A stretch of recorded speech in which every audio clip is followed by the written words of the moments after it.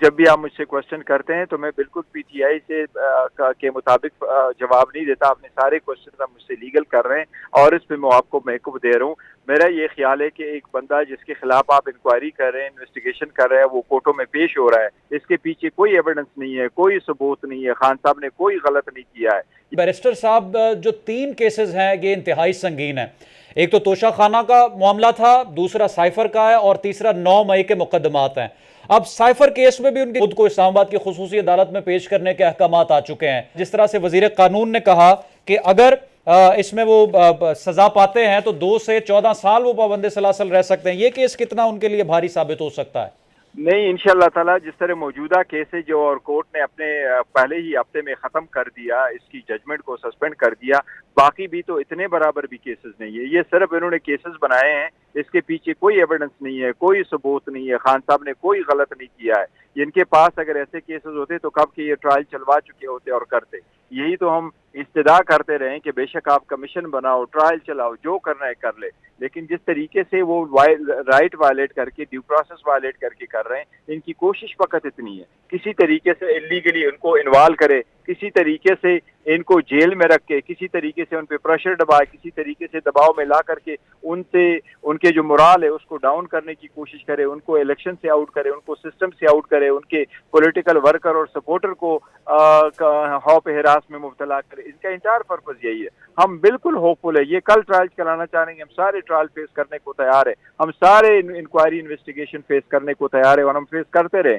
صرف اتنی گزارش ضرور تھی کہ اس کے لیے کمیشن بلائیں جس میں صرف ون سائیڈڈ انکوائری اور نہ ہو، بلکہ دونوں سائڈوں کو سنا جائے اور پھر ایک فیئر ٹرائل ہو جس میں جہاں بھی ہو تو ہم فیس کریں گے.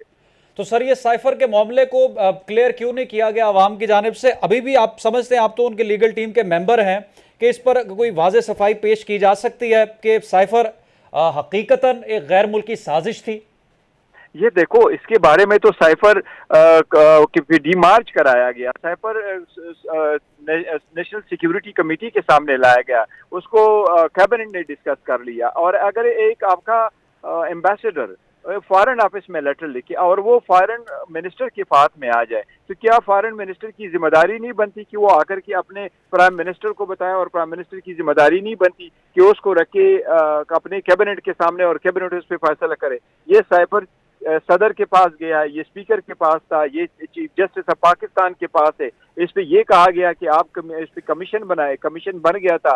وہ کمیشن میں طارق صاحب نے پھر انکار کر دیا کہ میں کمیشن کا حصہ نہیں بنتا، اور اس پہ ڈی مارچ کرایا گیا. تو یہ تو ایک حقیقت ہے، ایک اس طرح ہوا ہے اور ایک کوشش کی گئی تھی. اور کیا ہے، اب ان کا جو کیس سارا بنا ہوا ہے کہ کاپی کہاں چلی گئی، اس کو کس مس یوز کیا گیا، انترائز استعمال ہوا. کیا اگر فارن منسٹر اپنے پرائم منسٹر کو کوئی لیٹر دے دے اور اس میں ڈیکوڈ کر کے انہوں نے دیا ہو کہ یہ میرے پاس میرے باہر ملک کے سفیر نے یہ بھیجا ہے، تو کیا یہ انترائز استعمال ہے؟ اور اگر پرائم منسٹر اس بات کو اپنے پبلک میں لے آئے تو کیا یہ انترائز ہے؟ میں تو سمجھتا ہوں اگر ملک کے خلاف سازش کی جائے اور پرائم منسٹر اس کو چھپا کے رکھ لے، نہ کیبنٹ کو بتائے، نہ اپنے پبلک میں لے کے آئے، نہ سیکیورٹی کمیٹی میں لے جائے، نہ اس پہ ڈی مارچ کرائے، تو وہ پرائم منسٹر ہی کا قصور ہوگا، بجائے اس کے کہ ہم کہیں کہ پرائم منسٹر نے غلط کیا.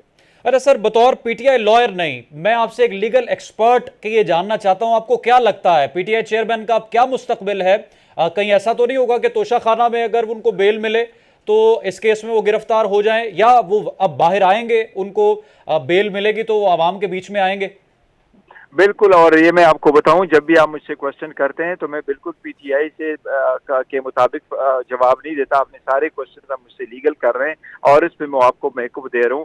میرا یہ خیال ہے کہ ایک بندہ جس کے خلاف آپ انکوائری کر رہے ہیں، انویسٹیگیشن کر رہے ہیں، وہ کورٹوں میں پیش ہو رہا ہے اور 150 کیسز میں 300 پیشیاں بھگت رہا ہو، تو اس کا بھی رائٹ بنتا ہے کہ اتنے کیسز میں کہوں میں اور کہاں چلا جاؤں. اگر مجھے غیر آئینی غیر قانونی طریقے پہ کنوکٹ کر کے گرفتار کیا جاتا ہے تو پھر ان کو پروٹیکشن ملنی چاہیے ان کیسز میں بھی. تو مجھے امید ہے کہ عدالت اس کو بڑا سیریسلی لے گی اور عدالت ان کو پروٹیکشن پرووائڈ کرے گی، اور عدالت اگر پروٹیکشن پرووائڈ کرے گی تو انشاءاللہ تعالیٰ بہت جلد خان صاحب باہر آ جائیں گے. اور سر، نااہلی کو کس طرح سے چیلنج کریں گے اگر ان کو ملتی ہے بیل جس طرح سے آپ کہہ رہے ہیں؟ تو دیکھیں، یہ نااہلی ایسا پوائنٹ ہے کہ میں آپ کو بتاؤں، ہمارے آرٹیکل 62 اور 63 میں وہ پروویژن موجود ہے کہ یہ کوالیفیکیشن آپ کی ہونے چاہیے جو آرٹیکل 62 میں ہے. اور آرٹیکل 63 یہ کہتا ہے کہ یہ ڈسکوالیفیکیشن آپ میں نہ ہو اگر آپ نے پارلیمان کا حصہ بننا ہے. جہاں تک اس بات کا تعلق ہے تو پہلے جو الیکشن ایکٹ تھا، روپا ریپرزنٹیشن آف پیپلز ایکٹ تھا، اس میں ضرورت سے زیادہ ڈسکوالیفیکیشنیں رکھی گئی تھی. 2017 کے قانون میں یہ پرووائڈ کیا گیا کہ ڈسکوالیفیکیشن وہ ہوگی جو آرٹیکل 62 اور 63 میں موجود ہے. اس کے مطابق آج تک کسی کو 63(1)(h) میں کبھی بھی ڈسکوالیفائی نہیں کیا گیا. الیکشن کمیشن نے جو نوٹیفیکیشن کیا ہے وہ غلط ہے. اس کیس کی بنیاد بنا کے توشہ خانہ کو اس کو مورل ٹرپیچیوڈ کا نام دے کر کے ڈسکوالیفائی نہیں کیا جا سکتا. وہ ایک آرڈر ہے، نوٹیفیکیشن ہے جو اٹ سیلف انلیگل ہے. وہ ہم کورٹ میں چیلنج کر رہے ہیں اور انشاءاللہ تعالیٰ کورٹ اس کو سیٹ اسائڈ کر لے گی. خاص کر جب سینٹنس ختم ہوا، سسپینڈ ہوا، اس کے ساتھ ڈسکوالیفیکیشن کی بھی بات نہیں بنتی. یعنی خان صاحب کی کوئی آئینی قانونی طور پر کوئی ڈسکوالیفیکیشن نہیں ہے، وہ الیکشن کے لیے اہل ہے.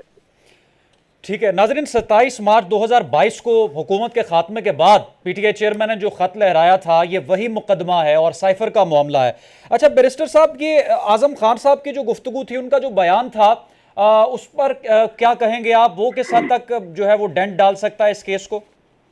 نہیں، وہ نہیں ڈالے گا. تو پہلی بات تو یہ ہے کہ حکومت کے پاس لگتا ہے کہ کوئی اور ایویڈنس موجود نہیں ہے، تو وہ کوشش کرنا چاہ رہے ہیں کہ کسی کو وادماب گواہ بنا کر کے لے کے آئیں، لیکن اس کی سٹیٹمنٹ کی کوئی ورت نہیں ہے. وہ گھر سے ان کو اٹھایا گیا، لے کے گیا گیا، اس کی فیملی ممبرز اور ان کے جو گھر والے تھے انہوں نے کیس فائل کیا ہائی کورٹ میں. رپورٹیں آئی ہیں کہ جی وہ گھر سے اغوا ہوا ہے، اس کی ویڈیو موجود ہے.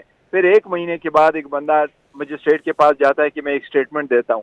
ایسی سٹیٹمنٹس کی لیگلی طور پر کوئی وقت نہیں ہوتی، اس کی کوئی ویلیو نہیں ہے. اس کو بیس بنا کے کسی کو کنویکٹ نہیں کیا جا سکتا. میں سمجھتا ہوں کنویکشن تو دور کی بات ہے، اس کو بیس بنا کے آپ کسی کو اریسٹ بھی نہیں کر سکتے.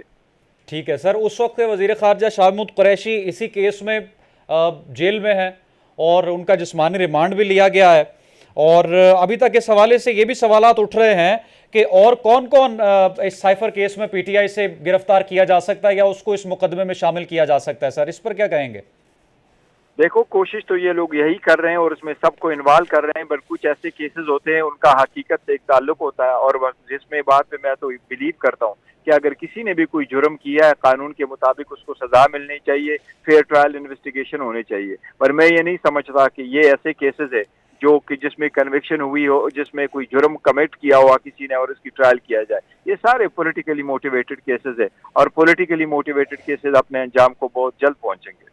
اب دوبارہ سے جو ہے وہ گرفتاری کا معاملہ ہے. پی ٹی آئی کے چیئرمین کو بدھ کو یعنی کل گرفتار کر کے اسلام آباد کی خصوصی عدالت میں پیش کرنے کا حکم دیا گیا ہے.